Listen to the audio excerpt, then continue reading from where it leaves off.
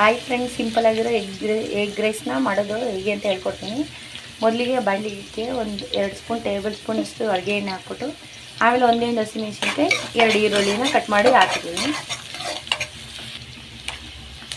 ಇದೇ ರೀತಿ ಒಂದು 2 ನಿಮಿಷ ಈ ಥರ ಫ್ರೈ ಮಾಡಬೇಕು.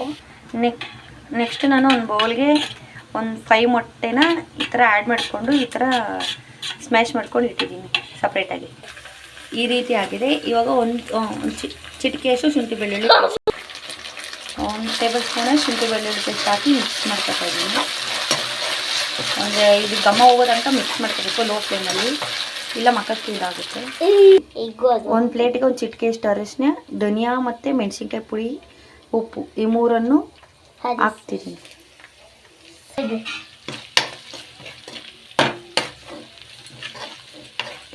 ಈ ರೀತಿ ಒಂದು 2 ಮಿನಿಟ್ಸ್ ಇದು ಮಾಡಬೇಕು.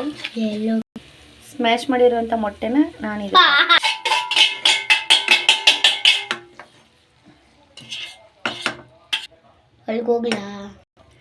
ಈ ರೀತಿ ಒಂದು 2 ಮಿನಿಟ್ಸ್ ಇದೇ ಥರ ಬಿಡಿ.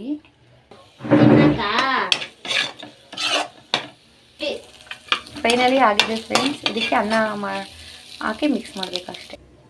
So friends, finally simple and easy egg rice ready.